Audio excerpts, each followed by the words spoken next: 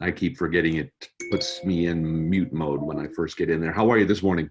I'm doing good. I'm still trying to figure this. Of course, now this is the first time we're switching to meetings, and I'm still trying to figure it out. Apparently, I have to admit people to this, so it's a Oh, little there is a, when you first create the scheduled event, there's a checkbox to put them in a room and admit them or let them come in.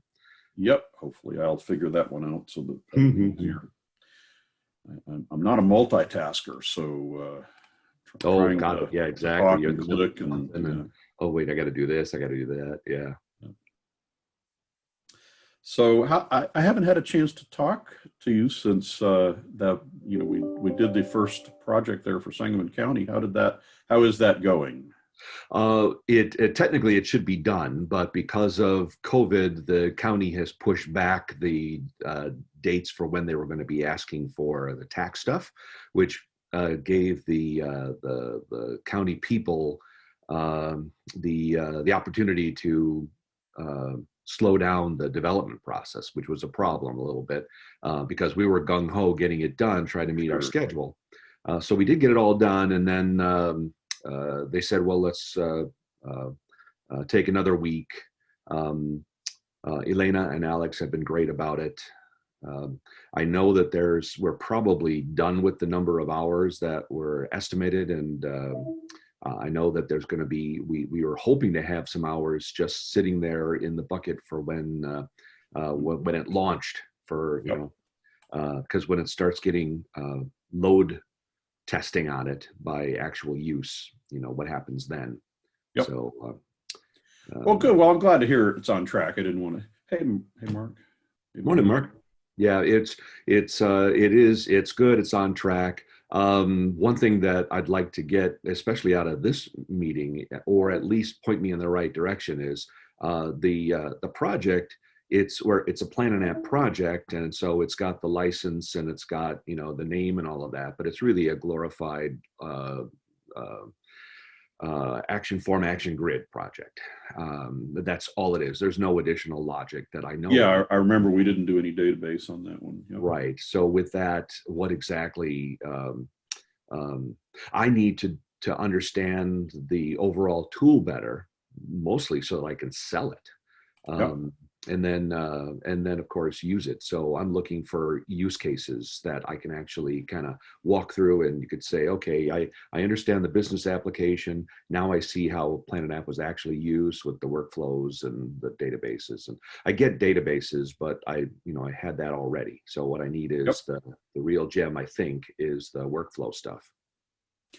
Well, I think in the next Loco Cafe, which I think let's see, we are pushing 1 week. We're not going to do one that's about to be announced, but we're going to skip Wednesday and then it'll be resume on the 9th. And then on that particular one, Bogdan is going to focus on at least spend some effort on our sales portal and the use cases that are there. So that might naturally help with that. But I would, I'd be happy, and I'm sure we could find someone from sales that would also be happy to just let's get together and walk through what's going on with workflows. But hopefully some of this will help with that too.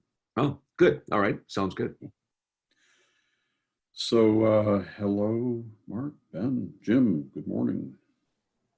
Good morning. Well, And good hi, morning. Mark. Nice to see you. Yeah, You're on mute, Mark. Okay, so you missed all my hellos. So hello. uh, Good to finally see you, Ben Same here. and Jim. Good morning. Good morning. yeah. Well, okay. I am gonna see if I can. I'm still figuring out how to navigate here, but I'm gonna do it. So we'll do screen one and get that out of the way. So I got to have some kind of agenda so that I can keep track of what we're doing. So, yep, today I said we could go deeper dive, but as always, this is just a freewheeling, what do you need and what's of interest to you kind of conversations. But this is episode 3. And if there's anything particular that we touch on in 114, love to talk about that. Fridays at 10 a.m. and it's a community gathering, and now we're flipping it to a meeting thanks to Mark. It's all Mark's fault. He said, well, this would be better if we were less formal, and I agree. So I hope this works well. Yeah, we are recording these, and so you can see them out there. I'm doing a little bit of bookmarking, not quite as much as Low Code Cafe, but hopefully it'll be good value that we add as we record our hour. Agenda is just saying hi, and then around the campfire, what's going on, new challenges, new techniques, and experiences. But this is informal. Jump in where you can. Again, guidelines: mute if you got background stuff going on, and be nice. This is here to support each other and plant an app. You gotta play along, or I start singing. I haven't had to so far, so that's all right.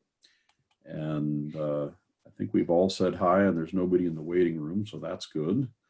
And that's I've already revealed to Don that was my big challenge now, that I got to watch to see if somebody comes in the waiting room. I got to figure out how to uncheck that option so that I don't leave somebody sitting in a waiting room someplace. Oh, that's when you set up the meeting, by the way. Yeah, and I converted this for that says use the waiting room. If you uncheck it, then anyone who comes in will go straight in. No waiting room. Perfect. I'll look for that. Albert has joined us. Good morning, Albert.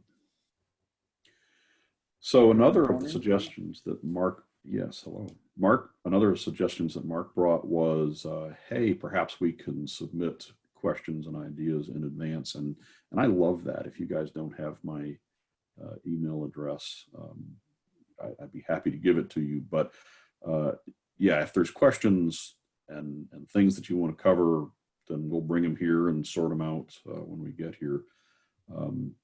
But he did submit a question, so that's a thing. So the question was, why would you use APIs and then use them from the same website? And that was drawn from the idea that we had in the Low Code Academy, which Mark has been through and is testing for us. But we did that to demonstrate APIs. But I mean, I do have an idea or two about why you might. Hello, Patrick, joining us. I do have an idea about why you might use APIs within your website, but I'd be interested in anybody else's reaction to that question. Yeah, actually, I do it quite often where I create an API and I use it within the same exact website. I'm just pulling something up on my system, see if I can explain better. So for argument's sake, I have a application that I've created that sends out emails, and it tracks and stores those emails so that I can kind of turn around and look at the history of all the emails that were sent out of the system. Mm-hmm. But the way it works is it can either send out on a timed fashion. So I have the Sharp scheduler, kicks off every 2 minutes, sends everything in queue, or I can immediately send when I click on a button for a particular email that I want to send out right away. So what I do is I set that up as an API, so that kicks off writing the record to put it in the queue to be sent, if that makes sense. Yep. But wherever that button is, that could be you could have your actions there instead of in an API, right? So is it about reusability? It's about reusability, because for me, I use the DNN Sharp modules direct. I don't use Plant an App because unfortunately I can't. Plant an App is not multi-portal aware, so I'm stuck using the actual modules. So I can't use flows or anything like that. So this is my only way of doing reusability. Is if I create an API, then I can call the API from different locations. Mm-hmm. Now, do you think that'll change with down the road where multi-portal is available, and I've been using the APIs, but I now see, oh, well, I could do that with a workflow, and it's a little easier to work with. You get the graphical interface and tie things to it. I know there's the ability to call workflows coming from. Yeah, and so, and even if you had the API, for example, there, and you don't want to get rid of it, you could slim down the API dramatically, just like we did with when we were talking about in Low Code Cafe, talking about buttons, moving your action stack from your button to your workflow. You could do the same thing, move your action stack from the API to the workflow, and so the API simply becomes calling the workflow. So my answer to that question, Mark, was more along the line of, I mean, it's still, I guess it would be in the category of application reliability. Let me explain what I mean. I've used other websites where your entire interaction with the website is based on API. And so you want to make sure in that particular case, the sales job that they, the way they explain it, their application uses the same API as is exposed to me. And so it means that if you're exposing an API to your client and you're not using it, you're doing something else, then you might have some capabilities that you're not offering to your clients. If you use the API that you're giving to your clients, and it guarantees that everything that you're doing, they can do also, right? It's just, and it's all happening in one place, not, not one rule for me and one rule for you. It's all concentrated there. That was my best answer. Yeah, that's an additional facet, Dale. I was thinking in the context of I could build an API for me and then I could use it. I wasn't thinking of other people using it and me as well. So, yeah, that's good. Yeah, I have the reverse situation. I think, Dale, if we're talking about the same thing, what we're doing with the county website and the Swagger UI that we are, we're calling his calls to get the data. Yeah. That we're talking about the same thing, right? Yes. All right. So we have a developer who is very happy with his systems and hates doing nice displays. So he's given up on the doing the website, but he wants to handle. He's the county's happy with him handling the data. They're actually handling it on a mainframe, and so we're linking into the data systems via the APIs, and so so that's a real value for having it, and it fits right in with what you're just saying about if you create an API and then other people use it. Well, we have the opposite situation. We're using somebody else's API to get at all of our data so that we can then display it. Yep. Cool. Well, thanks, guys. Oh, absolutely. If I could just interject, sorry, one last thing regarding that. I think probably another good use case with regards to having the API within the same website. And again, this is something that I use. Let's say, for argument's sake, you have a drop-down list where as soon as you select an item, you want it to immediately display something in a static text box. So typically you would need to do some sort of AJAX call for that, but it's not very easy to do within action forms. But if you have an API, you can do an AJAX call using JavaScript to your API to pull back information and immediately display it in that text box.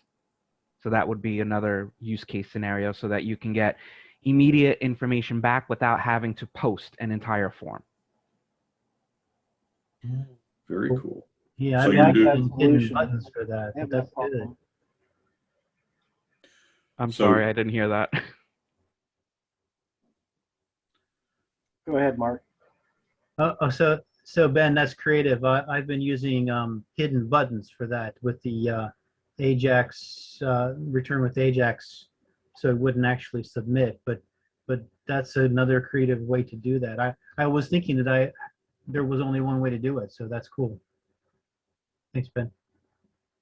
I have a similar use case that I'm working on right now. For those of you familiar with the Low Code Academy, I'm working on developing our certification exam, and I'm using an API to automatically save your answers to the questions right as soon as you answer them. They're being saved to the database. Okay. Oh, Yeah. I like that. Yeah.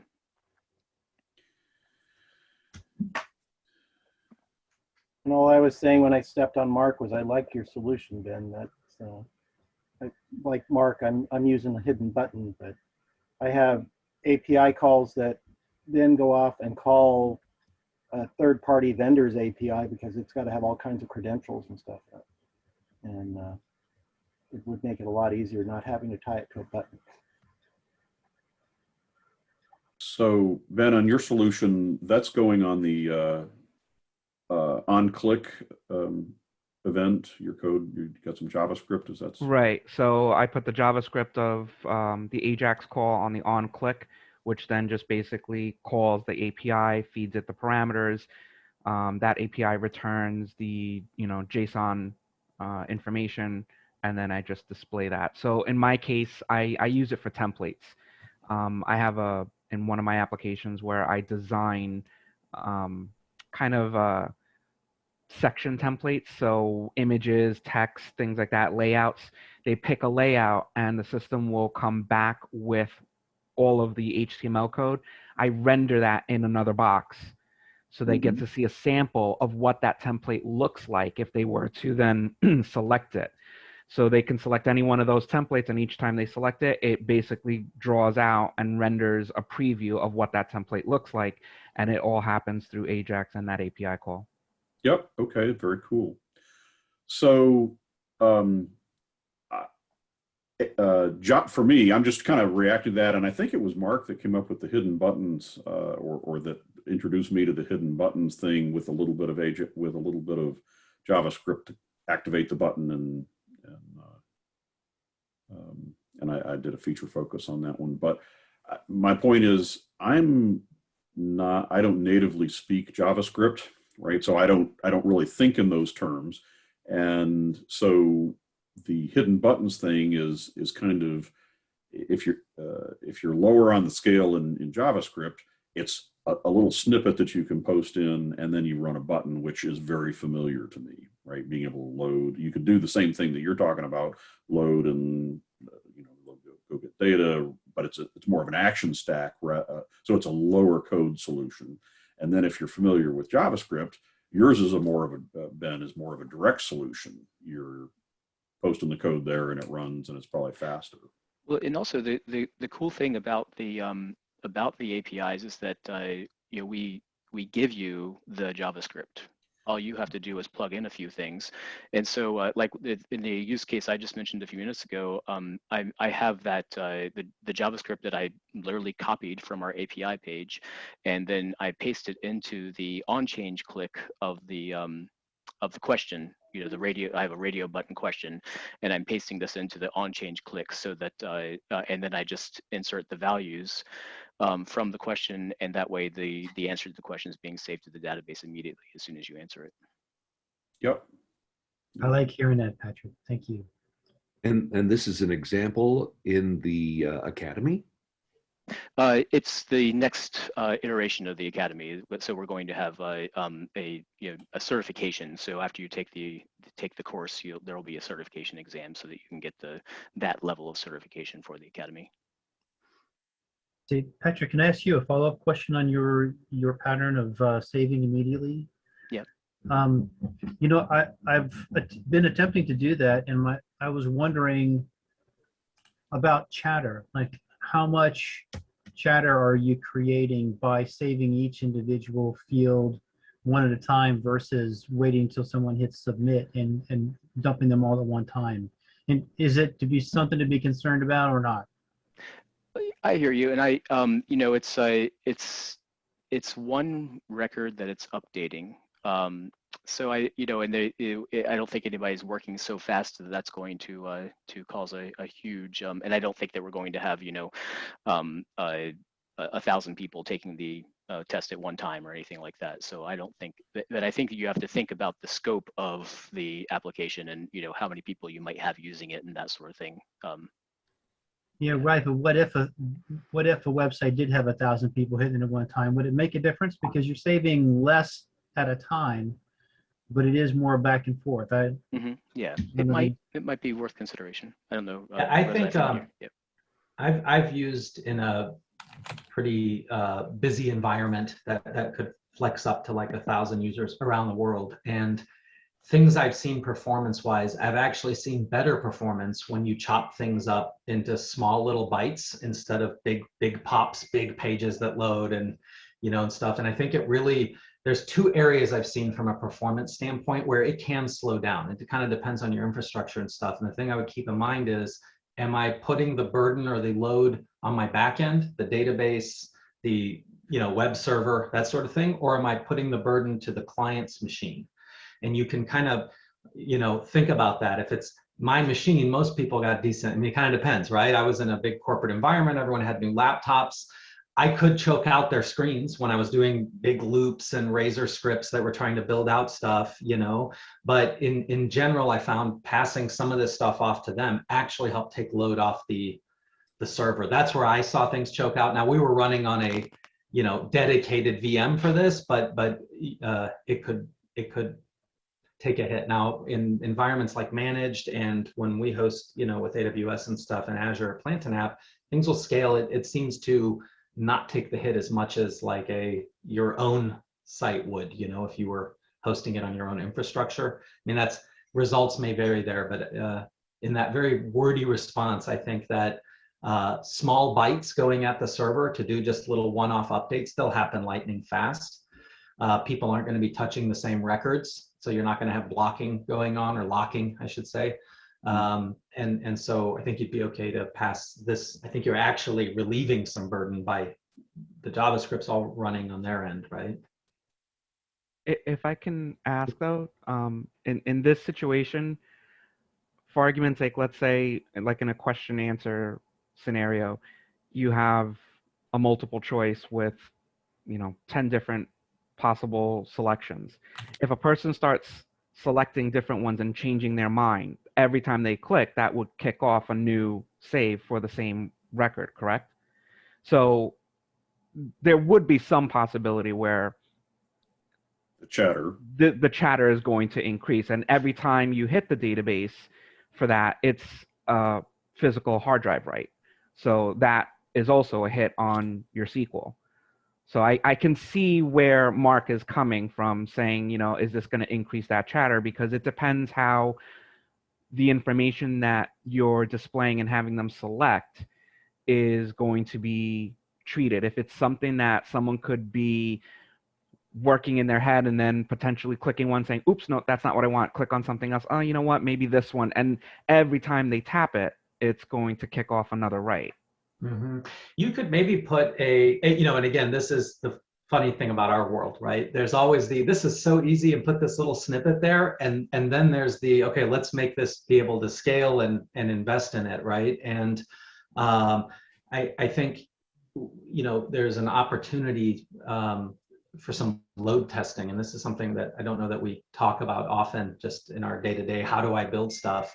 But I think workflows and the async, execute async action could be really useful for looping and simulating, like, let me try passing 1,000 of these through. Let me pass 10,000 through. That would exercise the database part, right? And then I think that there is like Stack Overflow has some pretty good stuff, especially if you're just independent. You can do trials and different things, but there's stuff out there that would script the front end to say, let me act like a user and let me make 20 different selections, you know, but you could try putting delays in on the JavaScript. And so this is part of that getting more advanced is, okay, call this JavaScript, but have it go and like wait a little bit, right? And maybe have something it checks so it can cancel. Like you could make a little queue and say, take the last one or cancel these off, or put a little bit of delay or stagger in there and stuff. Like I know that built in, if you have like that text box field where you've bound it to an API, for example, like it has that as an option. So you can, as you type, it autofills. It's not a drop down, it's pure text. There's a field where you can specify the delay to deal with that exact problem. Every keystroke shouldn't call the server. Wait till I don't do anything for half a second or something, or a second means I'm done, you know, and I'm betting there's some way to build a little bit of delay into this JavaScript as well. So that's what I've put up. If you guys are still on my screen, that's what I've put up here when I did the pusher demonstration a week ago. That's one of the things that I ran into that on the scenario was that as you were typing on one system, it was going to be displayed on the whoever you're co-browsing with, and it was doing keystroke by keystroke, sending it off to pusher, which then pusher sends it up to all the people that are watching your page.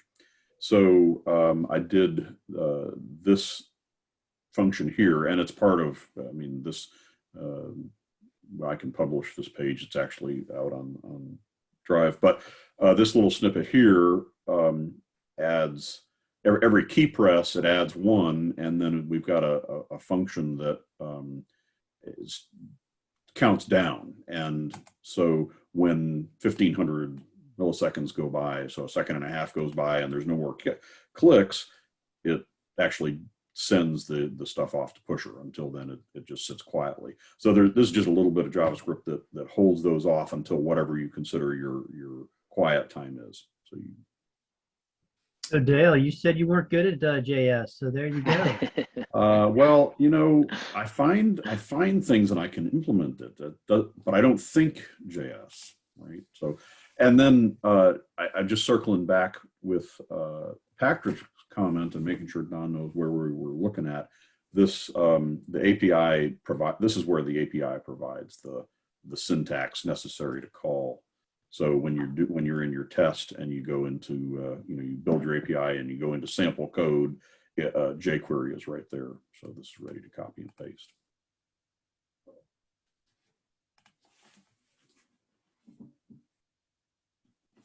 Good discussion. Yeah, I like that. We talked about submitting fields independently.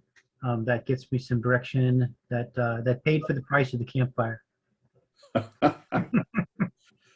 Yeah. Something just on that topic too, that a pattern I've used in that type of scenario is to, maybe we could do a low-code cafe on this, but a neat pattern on these type of situations where you want to do question at a time is to have almost like, instead of the world's largest form with 20 questions on it, when they submit the question, then have it go and like reinitialize the form to get the next question, dynamically showing the questions. Not by having 20 fields that are show hidden, but there's actually like the dynamic fields, and you can kind of fetch out and say, go get on pre-init, go get which the next question is, right? You could either say what was the last question they answered, a lot of ways to get the next question, and then you just inject it one at a time, and then you don't really run into that, what if I'm flying through or doing things. You could even have a button that says, okay, yeah, good, there's my answer, and you can have next, back. I've done that. That lends itself a lot better to this isolating one question at a time type thing. Even if you're submitting them off the front end, they're just cleaner and more contained. And that's exactly how the exam is being built for the Low Code Academy. Doing yeah, exactly that. It's a little more work to think about or to set up your data model, but it's a really powerful way to.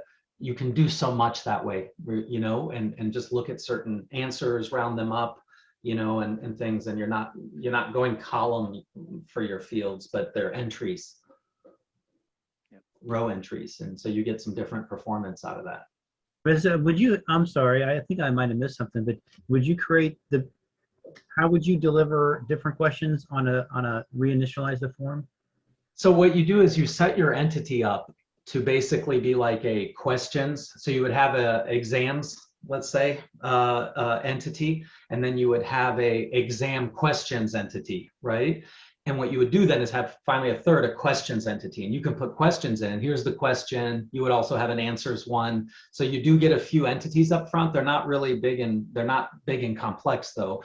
But essentially then you say, these are the 10 questions and what order I want them to show in. So each row, you have like a reference table that's saying, this exam has these questions tied to it, right? And then you would, third kind of thing is, I'm this user, and now here's my answer to that exam question, right? So the questions are not per user, they're per exam. The answers are per user to exam question. But what you're doing then is querying. So your init is not just go get me this one entry with 10 columns. It's go get me this one row that's in a table, but that row has a field called question ID or question text type. You can make them be multiple choice or text boxes. Everything can be dynamic. So you're using the dynamic fields feature. Yeah. What's neat about that though is that once you have this set up, your main form then has some brains to it, right? Like I do a little conditional thing where I go, when I first fetched the question, I go and I look at like I have a field for it. What's the type? And then I'm like, oh, is it a drop down? Okay, I actually want to dynamically inject a drop down here. The field ID is going to be, the name is going to be, so all of that's dynamic, right? But then you can do some kind of fancier like layouts, right? Where it's not trying to place everything side by side, make it all fit, but you kind of have a lot of nice room to work, and you can kind of have validations and different things, workflows that run, and you just pass this off. But you only have to make that change, whatever you're going to do structurally to your form or whatever, once. And no matter what's being thrown at it, it gets handled, right?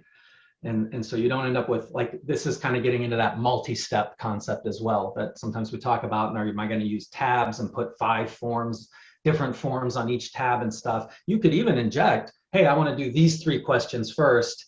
Once they submit those, here's these, so you can get that effect of I'm walking them through a wizard, without having to get into all that kind of hooking up multiple forms, keeping track of all the values from the other forms, right? You can eat things and update the data in bytes along the way. And with that dynamically updating the fields ability action, right? You don't have to worry about like, okay, I'm just updating one field here.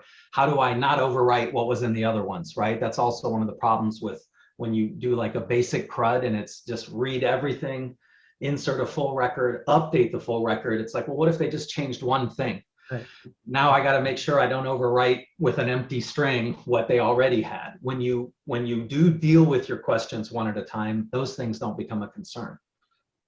And you get audit. When did they answer each question? You know, they started here and answered 3, came back the next day and answered 2, finally submitted the whole exam. You know, it's a whole paradigm shift. And yes, it's a first time you're a little bit like, how do I set this data up? Once you deal with this pattern though, things that you're going to reuse, or you want to be like, think about surveys, exams, this kind of stuff, totally worth it to, instead of building a separate entity for each exam, to have this dynamic pattern, because then somebody else that's not even a low code savvy person can come and just say, I want to maintain questions, I want to change the possible answers. It's really great for that kind of stuff. Calculators, different things, you know, where you're going to do more of them later. Worth investing in when you have that scenario. Nice. And that Good kind of stuff. falls into get the data model right, and then you can build it. I'm sorry, I stepped on somebody there.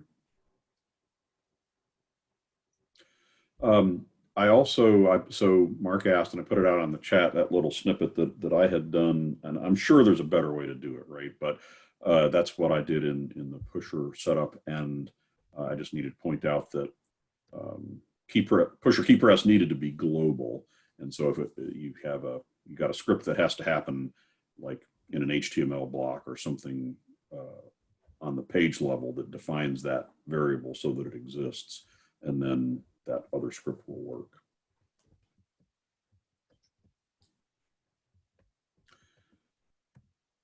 So what else do we got? Reza gave a topic for a cafe coming presentation he's going to do there.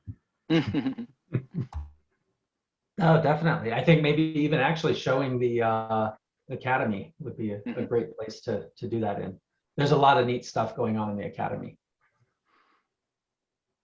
Yeah. From a sales perspective, that's a key thing for me too, is the whole concept of the Planet app low code is to let a business manager go in and make a change and have an administrative level, not a developer level. So for me, that's key, to be able to promote it, to be able to design it that way. So I need to understand how I would lay out the system to do just that. I have a couple of cases. We did a Xmod Pro razor cart bastardization thing where we used the razor cart once the class was determined that a person wanted to get in the class, and then we stuffed it into razor cart to have it so that we could sell it. I would throw all of that out, and I would build a system where administrators could build the class names and the classes and add a new member and all that good stuff, doing it that way. But I'd need to understand it first to be able to build it. And so something we have, we've been working on / struggling with a little bit for a while now. It's pretty complex, right? Is the whole, how do we allow you to very easily, DNN, this is kind of more of a DNN challenge, but how do I move between environments, right? Or have multi-environment and be able to go from dev to production, or whatever, test to production, or even have like, I've got a master application I maintain, and I've got a new customer, so I want to give them an instance of it, right? But I have the main clean, empty one I've built, and now whatever it is, let's say it's a ticketing system or one of these things you're building for a client to manage properties or a portfolio of stuff. I think, Ben, that's kind of your scenario, right? Is that people get their own kind of portal that's got some customization and setup to it when they register, but it's then theirs, and that's that whole you're doing it through child portals, but at the end of the day, it's still a bunch of different kind of instances for somebody, right? And so we're trying to solve that, and there's a lot of things to pick up and package. One is like, here's the structure of DNN overall. Here's now the pages and roles and all of that, and then the tables, but the data that's within them, that also gets kind of tricky. So what we're gonna do is have the first pass at this that we're working on now is to be able to have the ability to import templates. So you would have a starter app essentially, and you would say, okay, I have a clean, empty Plantain app. Let me import the starter app in.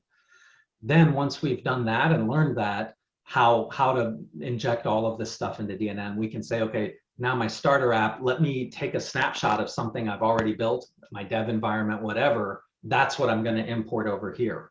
So it's moving us towards the multi-environment, but this concept of starter apps is coming. And maybe one of the things we could do, Don, that might help you in your situation, is actually build a starter app, a template that's for this use case, that actually has these entities set up, the forms, and you can manage questions and answers. And I think it helps a lot to see it and work with it.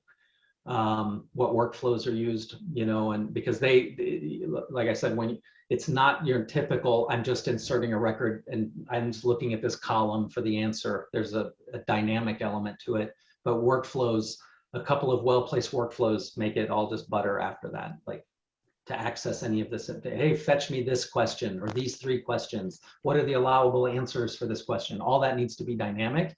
But it's not hard. It's just you got to see one set up once. So maybe we'll time that cafe around that as well. Awesome. So Ben, I don't know if I had a chance to. I don't know if you've heard the communication, but this that you asked about back in April is going to deliver with our next 114, the export action, import action. I don't know if you were on the call when we showed that. I wasn't on the call last week, but I did watch it. And I was very excited to hear it. I honestly don't know how you guys are implementing it, so hopefully it will fit within my use case. But I'm really interested to see how this is going to pan out, because this is going to be a pretty big game changer for my ability to. My whole use case basically is I have, as Reza was mentioning, I have a main instance of DNN installed with all of the modules. And then when a client comes in, they're going to type in an order number that they've received from my other website where they placed an order. This secondary website is going to confirm with the first that the order is valid. If it is, then it's going to go ask them a few questions. And when they're done, it's going to build out a brand new portal on that instance. So that one instance is going to have multiple portals, each portal's referring to one particular client. The situation that I have is that main portal is going to have basically master modules that I've created with logic and all that. But in order to get those modules onto the child portals, basically what I have to do is export those modules and their definitions and then re-import them into those child modules. Right now, you cannot do that programmatically. It has to be a manual process. Otherwise, I'd have to basically be a little bit hacky. And what I ended up doing previously was kind of like share modules type of thing and copying records over. But that's really mucking with the back end, especially how DNN Sharp works. And I don't like doing that unless I absolutely have to. So this is going to be very nice because it's going to give me an opportunity to use this without having to mess with the back end of DNN code, so to speak, and potentially do something wrong.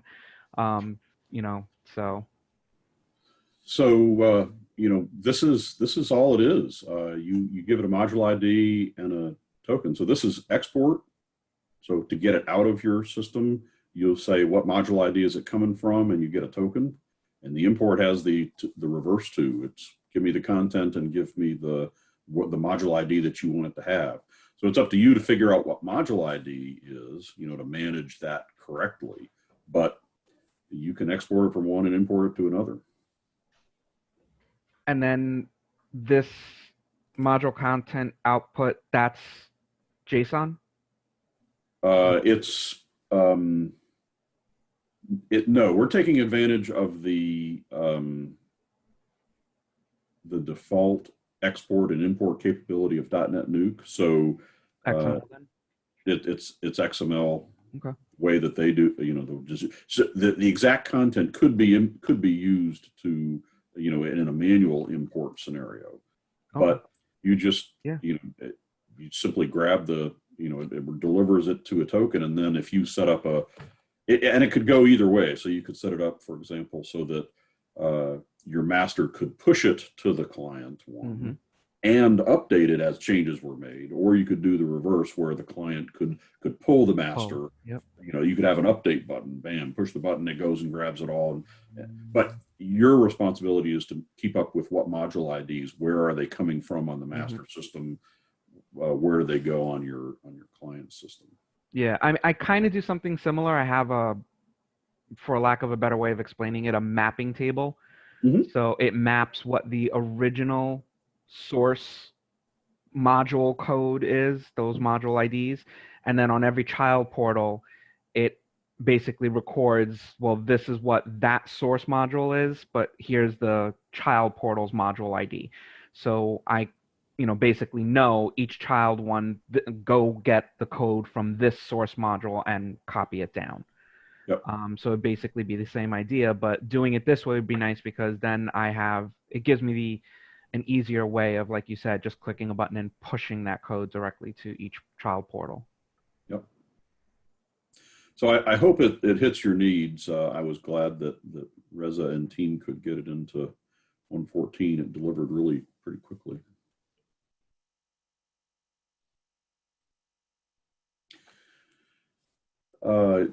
Ben, you mentioned about the email and sending email as a data element so that you maintain some history, and I'm a big fan of that one. It's nice that we have an action that says fire off an email right now, but in the business cases that I typically get into, you want to know what email has gone out. We want to see the history. When did this go out? Who sent it? What did they see? What did it say? Yep. And I don't know. I talked to a lot of people, so I may have mentioned it on here before. But this is a pattern that I use pretty frequently, where I have an entity with all the fields of an email, so that I can send instead of sending an email directly, I build it to the database, and then when it's time to send, you've got an automation job that lazily goes through there and sends email. You know, maybe maybe it sends one a minute, or maybe it's you can have it set to sort them, so it takes the most high priority one. If there's something that's, you know, interactive, it goes to the top of the line. The ones that are just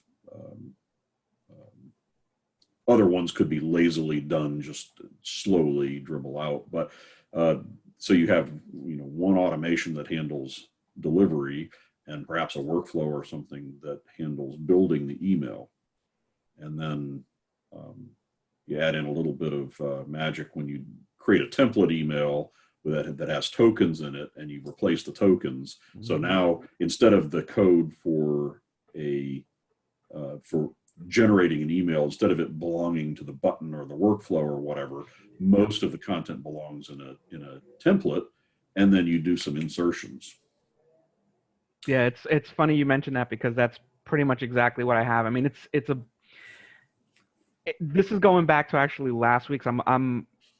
I'm sad that I wasn't able to attend last week's, because it really touched upon a lot of stuff that I do. That question of, what do you normally do on all of your instances when you first create them? Like, what's your go-to stuff that you always put in? And this is basically one of them. It's kind of a bunch of what I call mini applications that I create. One of them is a template one, where I can build out not only email templates, but document templates. So it can generate PDFs as well as generate emails. The emails, all of these templates can reference each other. So typically what I do is I create one template, call it default, and I give it a header and a footer, and I leave the body blank. And then any other templates I make, I can reference the default headers and the default footer, so that if I change it in that one template, all the other templates change. Good. In the body, I have tokens. I've created a SQL command that basically pulls out a list of all of those tokens. I can use that in my API call. So what basically happens is I generate a JSON dynamically with all of the parameters that I need for that particular template. And then once I feed all the information in, that system just basically replaces all the tokens, puts the email together, sends it out, stores all that information directly in the table. So later on, I can go to the history of the email and see what date everything was sent, who was it sent to, who sent it, what was the template ID that was used. It also shows the exact text that was sent. So all I have to do is then click on a view button, and I can actually build out and see exactly what was sent to that client. You know, gives me the ability to resend it, you know, things like that. So it really is a nice feature to have. And like I said, that's one of the things I put in pretty much all of my systems now. Well, and you know, you bring up a good point in terms of reliability. Every now and then something goes wrong with sending an email. And so if it's on a button that you push the button and it sends an email, if it's there directly and something goes wrong, I mean, it's like internet transport kind of level things. The email address, I mean, on a different day, 99.9% of the time that would go out. But if it's on a button and it happens to fail, now it didn't go out. If you have it in a queue, in a template, in a queue system, and a failure occurs, you can capture that and either attempt to resend at a later time, whether that's manual or automatic. But it's a reliability feature that comes in. Yeah, it's honestly one of the reasons why I did this, was because there was a lot of times where clients were saying, "Oh, I didn't get such and such email," and I'm like, that just doesn't sound right. Like you said, 99% of the time, you know, emails typically go out fine. There are certain cases where it doesn't, but at least this way it gave me the opportunity to say, well, on this day at this time, the system sent you out an email. And if they say, well, I didn't get it, I say, hold on 1 second, click resend. It'll resend it. And I have it coded so that it resends the email identical, except for the fact that it changes the subject to have the word resend in parentheses in the front end of it. And at the very bottom of the email, it puts a little tiny gray kind of oval, and it says originally sent on with the date and the time. So they can initially see that this is a resend of something that was previously sent and when it was originally sent. Yep. So you mentioned, Ben, that you can't use workflows yet, and so this is just teasing you, the fact that Thanks.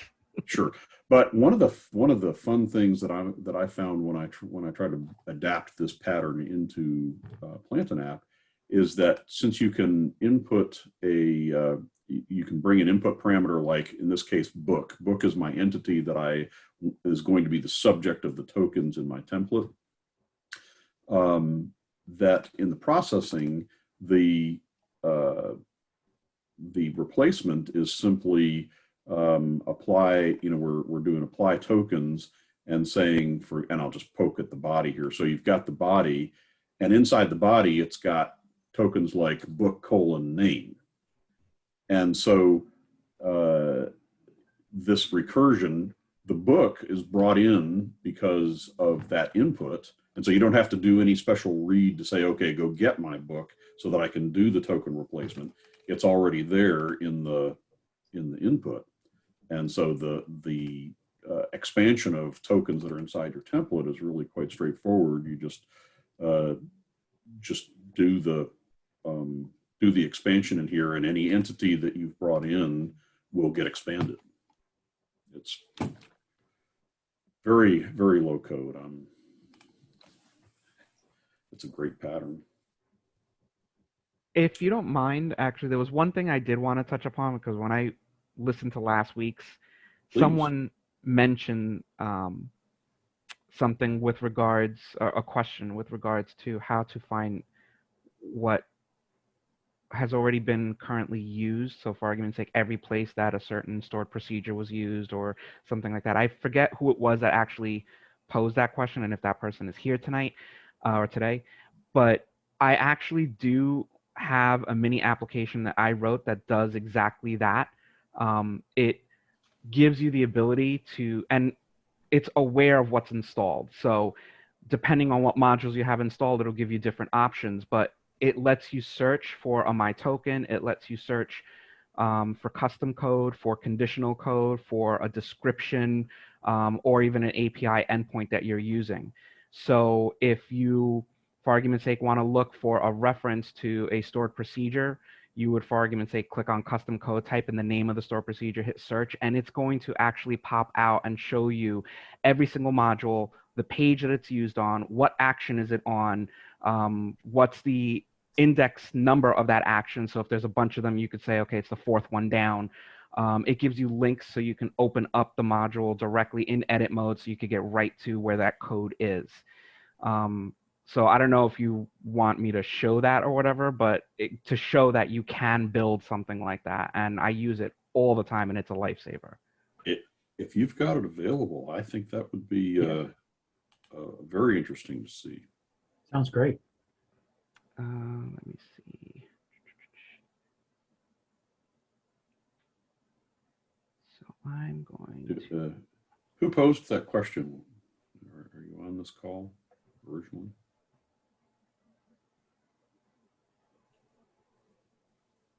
Okay. Do you guys see it? We see It's your in file screen. folders. So you can see my screen? Mm-hmm. Yeah. I see a screen with folders. Yeah. The folders. Yeah, so basically this is, I Yes. call it my code search. And We're seeing the one that has create symbol as the first icon on the desktop. Is that the right screen? It's a blue background and some folders. all right, hold on. Better? That's it. Yep. Okay. So I call this my code search. Basically, like I said, depending on what you have installed, these will change. So like if you don't have API endpoint installed, you won't see this. If you don't have my tokens installed, you won't see that. But you basically have these options. So let's say I want to turn around and say, all right, I want to find within my app namespace and my tokens, every module where I use the token state codes. I click on search. It's going to basically run through everything, tells you this is what you're searching on, and now it's telling you this is the tab location of where each one was found, along with the module type, the module name, its parent field, its action ID number, the index it's on, what type of event it is, the action type it is, and then the description that was found. So for argument's sake, if I were to click on this, it's going to actually open up the form that it's used on in a view mode. However, if I click on this guy, it's actually going to open up the module in edit mode. And then again, based off this, it's telling you the parent field is a submit. So you're going to go down to your submit, and then it's telling you it's action ID 278 where it was found. So if I come down here, here's action ID 278, and it's ID number 2 or index 2, second Yep. item. And in here is where I'm using state codes. That's very cool. And then, like I said, it allows me to do different things. So for argument's sake, if I was looking for a stored procedure, I just happen to know one, SDS templates. If I do a search, same idea. It's going to go through all of that information, and now it's pulling out every single module in which I use that particular text, SDS templates, that stored procedure. And Yep. same So- idea. So it's in a scheduler, it's in a My Tokens. Yep, I use it in a scheduler, my tokens, and then I use it in 2 action grids and 1 action form. That Very nice. looks like a lot of work. It took me a while, but I'm telling you, it's such a lifesaver, because if I make a change, for argument's sake, to a stored procedure and I change its parameters, and now it uses less or needs more, now I'm like, crap, I got to figure out every single situation where I'm using that stored procedure to update it, because otherwise it's going to crash when it goes to make that call. I can just type it in, do a search, bam, it tells me everywhere it's used, and one by one, I fix them, and then I just keep refreshing this page, and that list will shrink, you know, depending. If it's something that, let's say, I'm removing, it'll shrink. Otherwise, obviously, you have to keep track of what you've already updated. Or renaming or something like Right. that. Yeah. But So from a like I said, reliability standpoint, that's a really a terrific tool. so, you know, How again, far away is just to the, answer that person's question, it is possible. How far away is the marketplace concept? This is one of the reasons why I've been asking for the marketplace, is because I have so many little things like this that I'm like, man, I wish I could share this with the community. It's our #1 milestone, next big thing this summer. That looks really nice, Ben. Thank you.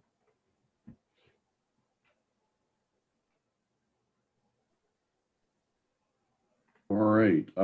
So we're 3 minutes till. What has this is the last call time. What else is going on, or what can we do next time? Oh, and important.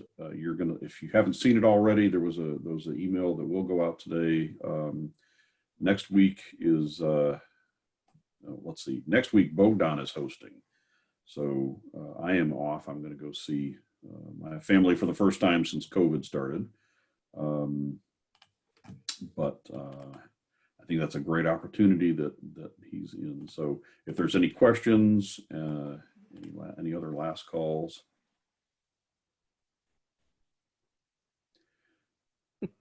Go jump in, Ben. Yeah. All right. I don't want to hog all the time, but I do have 2 quick questions. One of them probably Reza can answer. Is there any ETA on that multi-portal ability yet? That was actually why I hopped on. Patrick summoned me like Beetlejuice. It kind of falls under that the whole space is really complex, and the marketplace, the starter apps, the moving between environments, and even the multi-portal, it's all related. And so we're kind of just having to start at the beginning and start peeling the layers. Best I can say is this is the stuff we'll be working on over the summer, and be dropping increments along the way, right? You might be like, hey, Ben, you can actually publish your thing in the marketplace, and people can import that into an empty environment, right? Then it's imported into an existing one. Then it's start moving it between mine. And I know along the way, one of the things that falls into it is the child portals. just so you know, like the hang up or the challenge is that the entity model in particular, right? And how right now it's like Plant and App just knows about these entities. But if you're in a child portal and a different child portal, what if you name something the same? Should these be shared across all of them? You might say, yeah, that's great. And then someone else is going to go, hey, this is killing me because it's leaking in stuff from other portals into this one, you know? And right now it just doesn't have that ability. And when the guys are like, okay, what should it do? Not like they got the hands on the keyboard, but they're like, where do we need to go with this? It's hard to know, right? Like I got a list this long of how I want it to work, but every one of those things just how do we not break everyone's existing stuff with this? And you know, so it's involved and it's something we're working on, and that's the best I can give you. No, that's fine. I was just curious. Yeah. My only other question is, and I don't know if anyone else has had a situation like this, but there have been many cases where I've wanted to create, of course, an action form where, for argument's sake, like the submit button would be disabled unless it detects that one of those fields have been changed. So a field has dirty data in there. It's not been saved.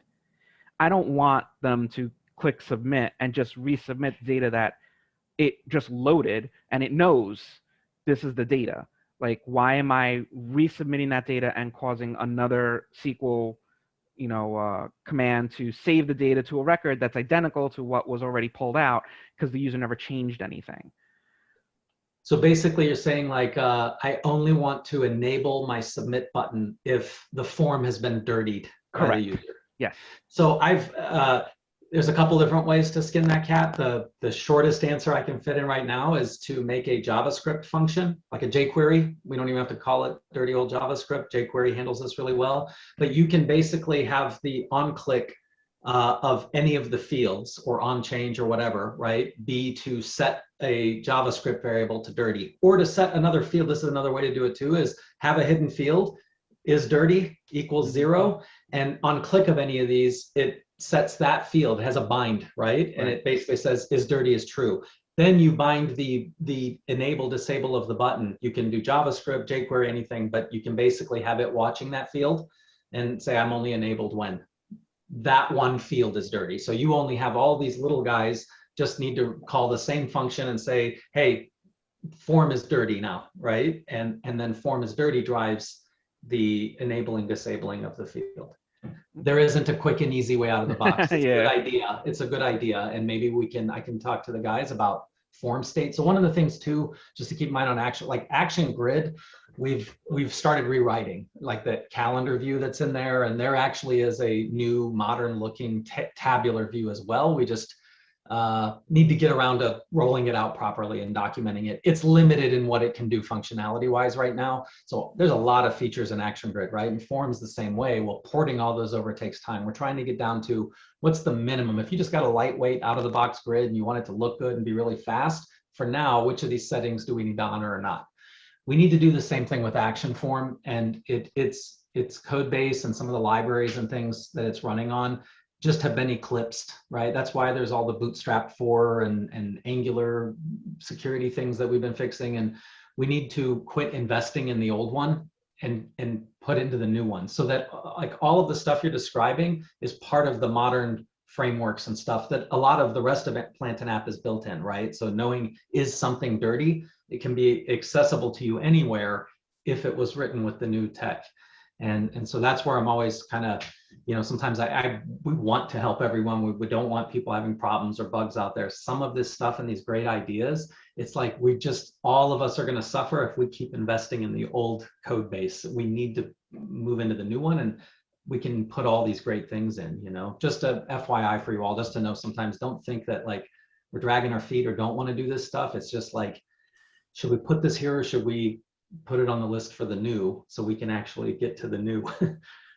Well, and that's kind of a good answer, because there is a workaround. It requires more from the low-code engineer, but there is a workaround, and then doing it right for next time. I always wonder what's going to happen in Campfire, and you guys have made it very pleasant. I appreciate you coming. I'm going to miss you next week, but not so much that I'm actually going to attend. So have a good time, and I'll watch the replay. We'll send Call you, you out by guys. name. See ya. Yeah, exactly. Yeah. Have a good trip next weekend. Yeah, thanks, Dale. Thank you, Have Dale. a good trip. Bye-bye.